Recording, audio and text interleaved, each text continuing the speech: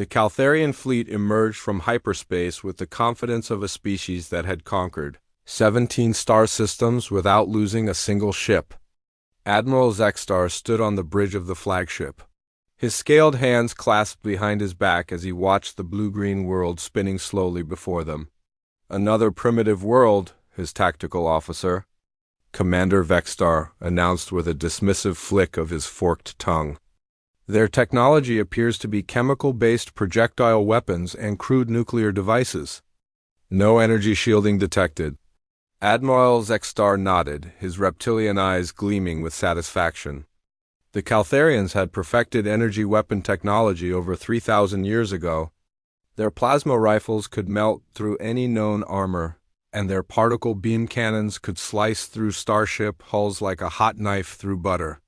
These humans would fall as quickly as all the others. "Send the standard surrender demand," Zexstar ordered. 15 minutes to lay down their weapons and submit to Caltharian rule. The message was transmitted across all human communication frequencies. On Earth, world leaders gathered in emergency sessions, their faces pale as they read the alien ultimatum. The message was clear: surrender or face total annihilation by weapons beyond their comprehension. General Sarah Mitchell stood in the Pentagon's war room, her jaw set in determination. Around her, military advisors argued frantically about response options. Nuclear missiles, conventional forces, desperate last-ditch efforts, none of it would matter against technology they didn't understand. "General," Colonel Rodriguez spoke up from his position at the communications console, "we're getting reports from around the globe. The alien ships are positioning themselves over major population centers. Beijing, London, Moscow, New York. They've got us surrounded." Sarah nodded grimly. "What about our satellite reconnaissance? What can we see of their weapons?" "That's the thing, ma'am," Rodriguez replied, pulling up holographic displays. "Their ships are emitting some kind of energy signature we've never seen before. Our best scientists think they're using directed energy weapons, possibly plasma-based." The 15 minutes passed in a blur of desperate planning and grim acceptance. When Earth's governments transmitted their refusal to surrender, Admiral Zexstar simply smiled, revealing rows of sharp teeth. "Begin the demonstration," he commanded. High above Earth, the Caltharian ships powered up their energy weapon arrays. Brilliant streams of superheated plasma lanced down from orbit, striking military bases with surgical precision.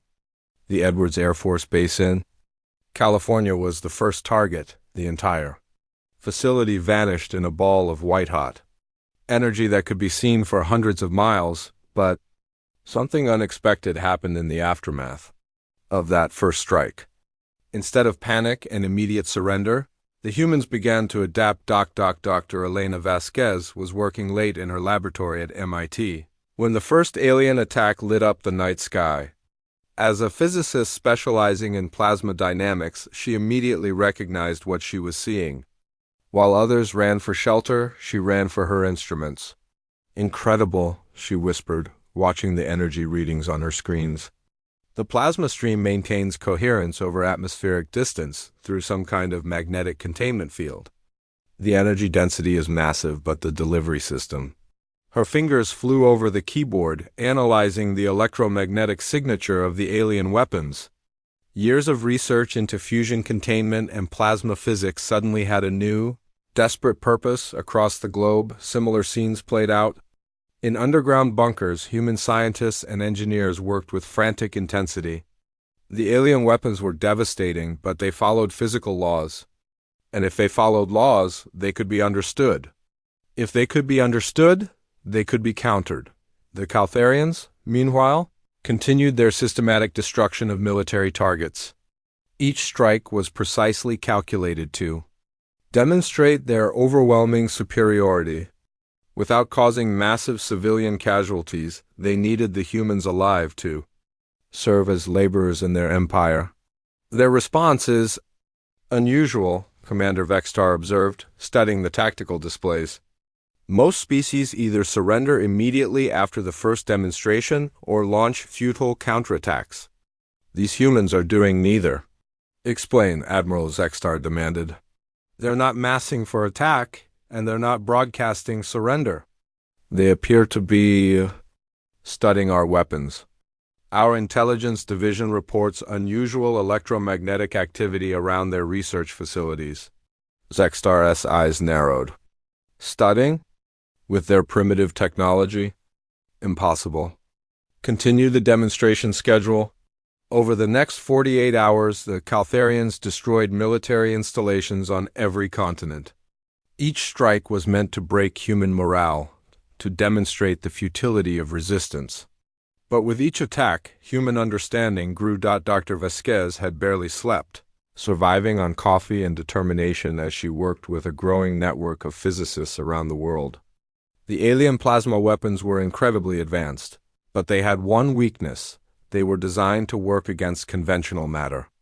The magnetic containment fields that kept the plasma coherent could be disrupted. If we can generate a counter-rotating electromagnetic field at the right frequency, she explained to the Emergency Council of Scientists gathered via encrypted video conference, we might be able to destabilize their plasma streams. Dr. Chun Wei from Beijing nodded enthusiastically. My team has been working on the same principle. We've analyzed 17 separate attacks, and the magnetic signature is consistent every time. They're not adapting their weapon frequencies. Why would they?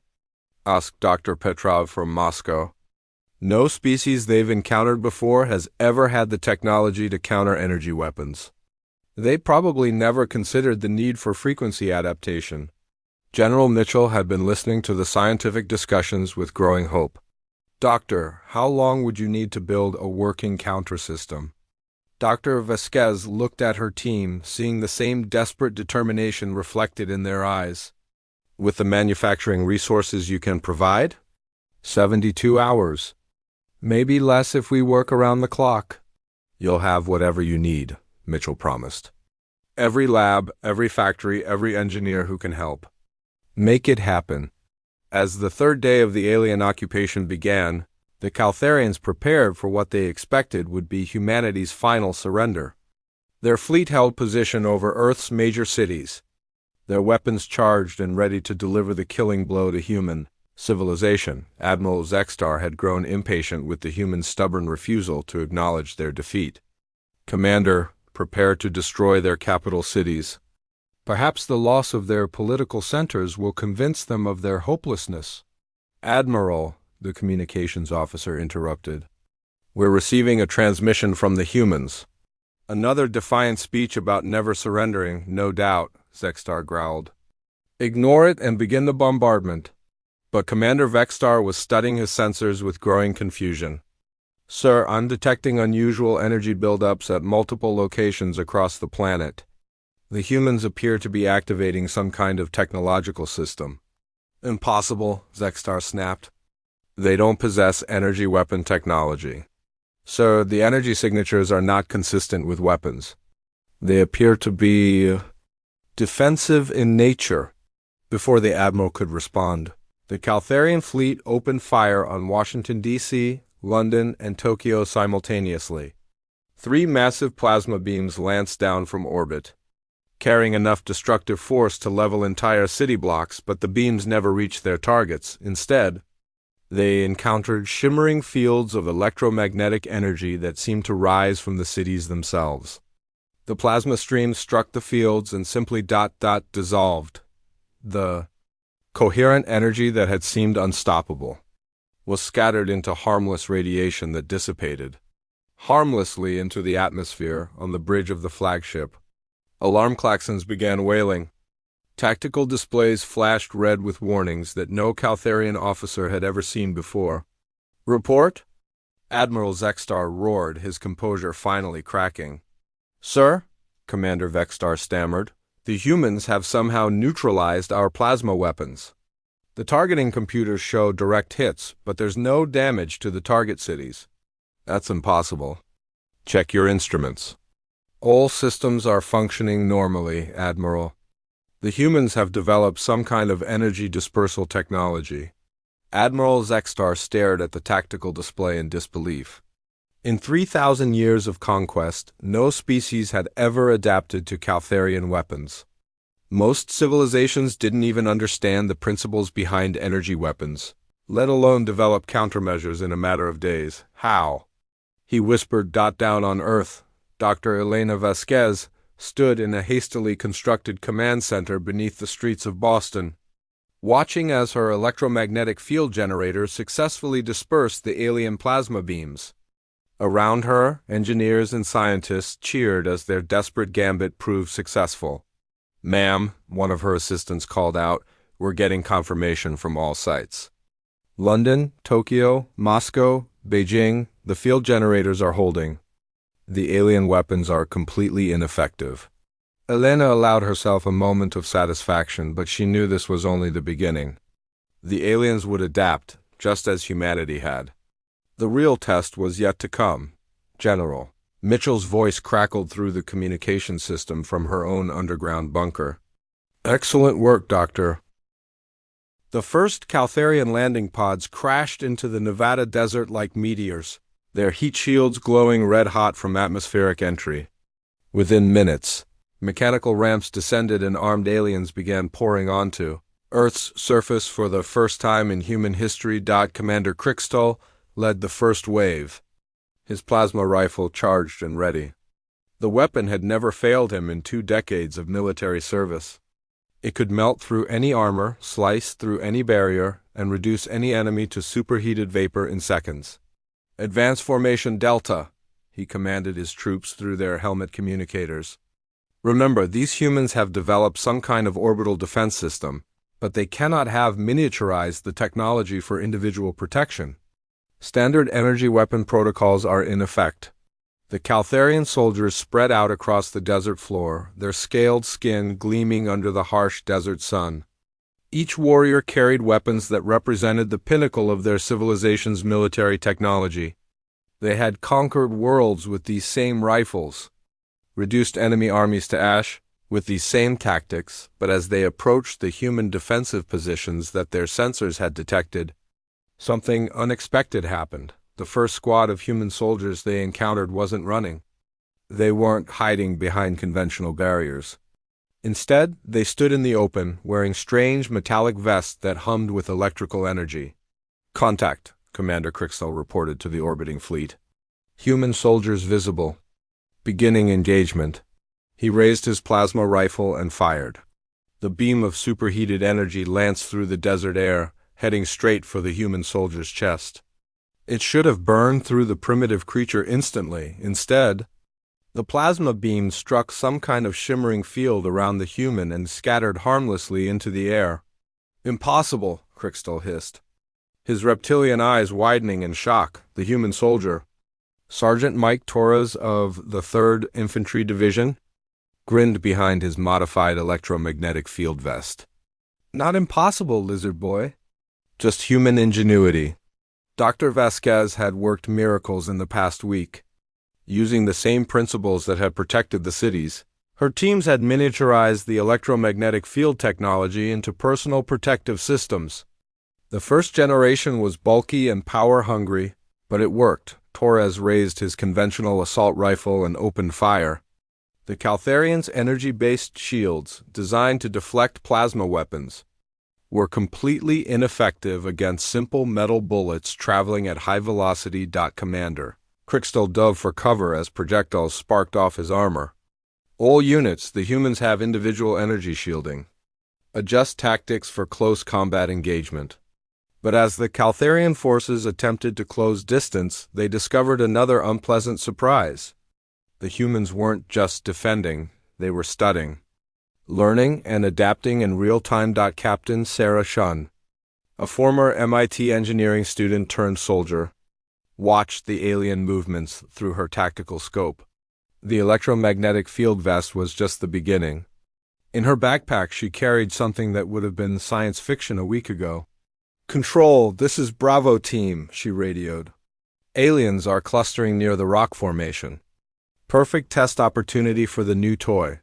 "Copy that. Bravo Team, you are cleared for field test." June pulled a device from her pack that looked like an oversized laser pointer attached to a car. "Battery." Dr. Vasquez's team had called it a plasma disruptor. a device that generated a focused electromagnetic pulse designed to destabilize energy weapon systems. She aimed the device at the clustered Caltharians and pulled the trigger. The effect was immediate and devastating. Every plasma rifle in the alien squad simply stopped working. The magnetic containment systems that kept their weapons stable were completely disrupted, rendering the advanced alien technology into expensive paperweights. "What's happening?" Crickstall shouted into his communicator as his rifle died in his hands. "All weapons are non-functional." "Sir," came the panicked voice of his technical specialist, "the humans are generating some kind of localized electromagnetic interference. Our plasma weapons cannot maintain containment. Switch to backup weapons." "Sir, all our weapons are energy-based. If they can disrupt plasma containment, they can disrupt all our systems." For the first time in Caltharian military history, their soldiers were forced to engage in hand-to-hand combat. But the humans had been preparing for this possibility too. Corporal James Washington had been a mixed martial arts fighter before the invasion. Now he faced off against Commander Crickstall with nothing but his training and a modified stun baton that Dr. Vasquez's team had reverse-engineered from captured alien technology. "Come on, then," Washington taunted, electricity crackling along his weapon. "Let's see how tough you lizards are without your fancy guns." Crickstall lunged forward with the speed and strength of his species, but Washington was ready. Months of studying alien physiology from long-range observations had taught human forces about Caltharian weaknesses. Their scaled hide was tough, but their joints were vulnerable. Their strength was impressive, but their reflexes were slower than human. The fight lasted 30 seconds. When it was over, Commander Crickstall lay unconscious on the desert sand, defeated by a species he had considered primitive. High above, Admiral Zexstar watched the tactical reports with growing alarm. His ground forces were not just struggling, they were being systematically neutralized by technology that shouldn't exist. "How are they doing this?" he demanded of his science officer. "How have they adapted our own technology so quickly?" Science Officer Dextar's scaled hands trembled as he consulted his instruments. "Admiral, I believe we have gravely underestimated these humans. Their learning curve is unlike anything in our databases." "Explain." "Most species we encounter adapt slowly, over generations. Their technological development follows predictable patterns. But these humans..." Dextar paused, struggling to find the words. "They appear to be adapting in real time." "They're not just copying our technology, they're understanding the principles and improving upon them." As if to prove his point, new reports began flooding in from ground forces across the planet. Human soldiers were now carrying weapons that fired focused electromagnetic pulses. Their defensive positions were protected by energy barriers that made Caltharian plasma weapons useless. Most shocking of all, some human units had begun using captured alien technology more effectively than the aliens themselves. In a bunker beneath the streets of Tokyo, Dr. Tanaka Hiroshi had spent the past 3 days disassembling a captured Caltharian plasma rifle. What he had discovered amazed and terrified him in equal measure. "The technology is incredibly advanced," he reported to the International Science Council via secure video link. "But it's also incredibly inefficient. They've been using the same basic designs for so long that they never bothered to optimize them." Dr. Vasquez leaned forward on her screen. "What kind of improvements are we talking about?" 40% increase in energy efficiency, 60% improvement in plasma coherence. And most importantly, I've figured out how to make the weapons adaptive. Adaptive how? Frequency modulation. The aliens use fixed-frequency magnetic containment. But if we add a quantum flux oscillator to the containment system, we can change frequencies faster than any defensive system can adapt. Within hours, human manufacturing facilities were producing modified alien weapons. But these weren't simple copies, they were improvements. Human engineers, freed from the constraints of traditional thinking, had made alien technology better. The first time a human soldier fired an improved plasma rifle, it punched through Caltharian armor like tissue paper. The aliens' own defensive systems, designed to stop their own weapons, were completely ineffective against the modified human versions. Private Lisa Rodriguez had been a video game programmer before the invasion. Now she stood over a fallen Caltharian warrior, holding a plasma rifle that hummed with lethal energy. "How do you like us now?" she asked the unconscious alien. But the true shock for the Caltharians came when they discovered that humans weren't just adapting to energy weapons, they were beginning to understand energy itself in ways that the aliens had never. Considred. Dr. Marcus Thompson, a theoretical physicist from Cambridge, had been working on a radical new approach to energy manipulation. Instead of simply defending against alien weapons or copying them, he had been exploring ways to turn energy itself into a defensive tool. "The principle is simple," he explained to a gathering of military commanders in a London bunker. "Energy cannot be created or destroyed, only changed from one form to another. The aliens fire plasma at us. We convert that plasma into harmless light and heat. You mean turn their weapons against them? Better than that. I mean make their weapons completely irrelevant." Thompson's first prototype energy conversion device was the size of a small building. But when Caltharian forces attacked London again, expecting an easy victory, they found their plasma beams being absorbed and converted into electrical power for the city's defense grid. Admiral Zexstar watched in stunned silence as his fleet's bombardment of London actually made the human defensive system stronger. The more energy they poured into their attacks, the more powerful the human defenses became. "This is impossible," he whispered. "No species has ever.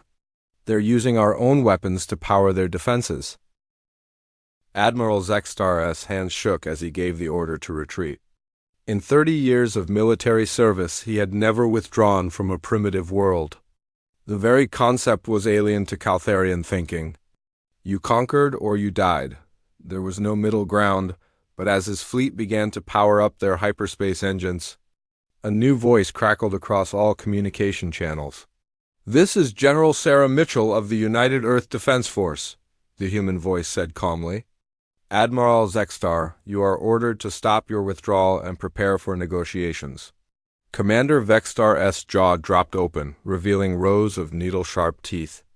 "Admiral, the humans are ordering us?" "Ignore them," Zexstar snarled. "A primitive species does not give orders to the Caltharian Empire." But even as he spoke, new contacts appeared on the tactical display. Rising from hidden launch sites across the Earth's surface, human vessels were climbing toward orbit. They were crewed by Caltharian standards, chemical rockets, and primitive fusion drives, but they were armed with weapons that made Zexstar's scales crawl with fear. "Sir," his weapons officer reported with barely concealed panic, "the human ships are equipped with modified versions of our own weapon systems, but the energy signatures are wrong. Wrong how? They're operating at power levels 40% higher than our maximum specifications. And the plasma coherence is unlike anything in our database." Dr. Elena Vasquez stood in the command center of humanity's first true warship, a hastily converted space station that had been armed with the fruits of 2 weeks of desperate innovation.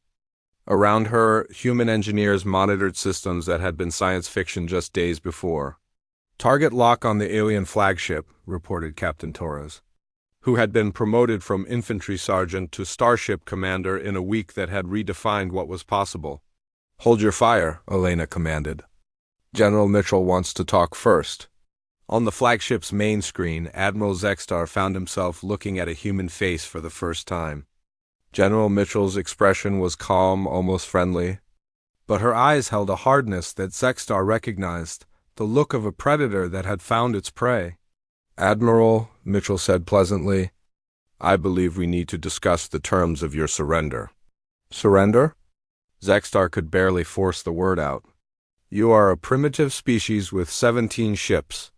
I command a fleet of 200. "Yes," Mitchell agreed. "But you've seen what we can do in 2 weeks. Would you like to see what we can do in 2 more? As if summoned by her words, the space around Earth began to change. Hidden manufacturing facilities that had been working around the clock revealed their products. Weapons platforms rose from the ocean depths. Satellite networks activated, revealing defensive grids that now surrounded the entire planet, but most shocking of all, from deep space came new energy signatures. Human ships that had been impossible just days before. Dr. Chun Wei had led the team that cracked the secret of Caltharian, faster than light travel, using captured drive components in human theoretical physics. They had built something that shouldn't exist, human ships capable of interstellar travel. Admiral, Dr. Chun's voice came over the communication channel. This is the Earthship Innovation. We're currently positioned behind your fleet.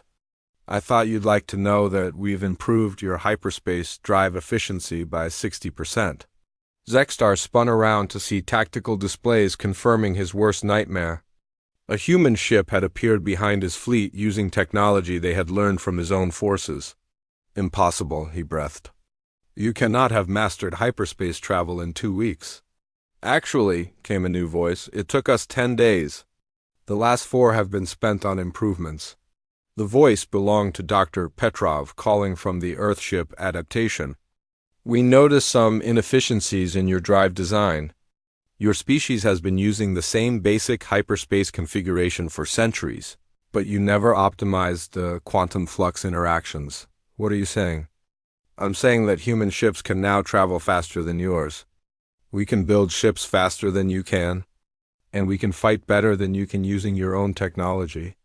To prove the point, the human ships began a demonstration that left the Caltharian fleet paralyzed with shock. They moved through space with impossible grace, their improved drives allowing maneuvers that Caltharian ships couldn't match. Their weapons fired with precision and power that exceeded anything in the alien arsenal, but perhaps most terrifying of all, they did it while broadcasting running commentary about how they were improving Caltharian technology in real time. Oh, that's interesting. Dr. Thompson's voice came over the channel as his ship's weapons punched through a Caltharian shield that should have been impenetrable. Your defensive grid has a harmonic resonance frequency. If we adjust our plasma oscillation to match it, yes, that makes your shields completely useless.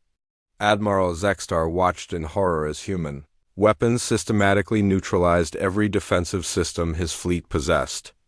But they weren't destroying his ships, they were demonstrating that they could. Why? He finally asked, his voice barely above a whisper. Why aren't you destroying us? General Mitchell's image smiled sadly. Because, Admiral, we're not like you. We don't conquer species for the sake of conquest. We adapt, we learn, and we defend ourselves. But we're also capable of mercy. Mercy? You came here to conquer us because you thought we were primitive. You were wrong. But that doesn't mean you have to die for your mistake. Dr. Vasquez stepped into view beside the general. Admiral, your species has impressive technology, but you've stopped innovating. You've been using the same basic designs for thousands of years because they were good enough to conquer primitive worlds.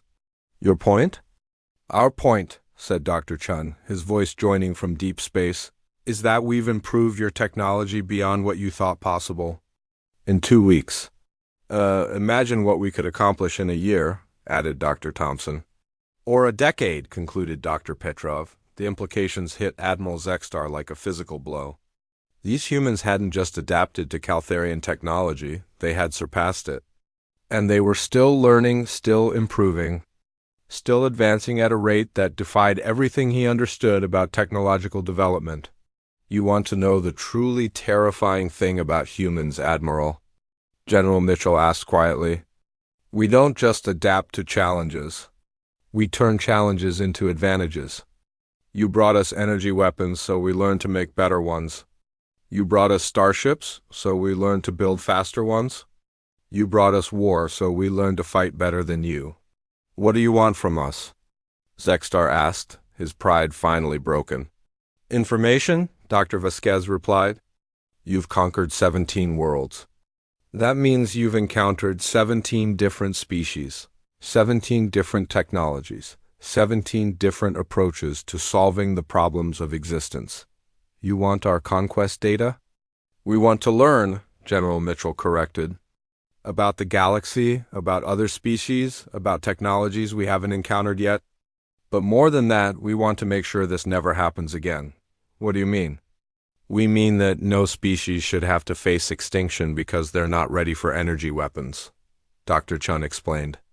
The galaxy is big enough for everyone, but only if everyone is strong enough to defend themselves. Admiral Zextar stared at the tactical displays showing human ships that were superior to his own in every measurable way. Ships built by a species that had been using chemical rockets just 2 weeks ago. You want to help other species? We want to give them the same chance you gave us, Mitchell replied. The chance to adapt, to learn, to become stronger. The difference is that we'll do it voluntarily. And if we refuse? Then you'll fly away in ships that are inferior to ones built by a species you tried to conquer, Dr. Thompson said cheerfully. And every species you encounter from now on will know exactly how to defeat energy weapons, because we'll have taught them. The silence that followed was broken only by the hum of ship systems and the quiet conversations of human crews who were still learning, still adapting, still improving with every passing moment. Finally, Admiral Zextar spoke. I have encountered 17 species in my career. All of them begged for mercy when faced with superior technology. You are the first to offer it to your conquerors. That's what makes us human, Mitchell replied. No, Zextar said slowly, his understanding of the galaxy shifting fundamentally. What makes you human is that you turned our greatest strength into our greatest weakness in 14 days. Any species that can do that, any species that can improve our technology while defending their homeworld with crude chemical rockets. He paused, looking at displays showing human ships that now outclassed his entire fleet. Any species that can do that is not a species to be conquered. It's a species to be feared or befriended. We prefer befriended, Dr. Vasquez said gently. As do I, Zextar admitted. Admiral Mitchell, on behalf of the Caltharian Empire, I formally request permission to begin diplomatic relations with humanity. Granted, Mitchell replied. But Admiral? Yes? Remember that we learned to build ships that can catch you anywhere in the galaxy. In 2 weeks. Try to remember that if you're ever tempted to break the peace. As the first formal diplomatic communications in human history began between Earth and an alien empire, scientists around the world were already at work on their next impossible project. They had adapted,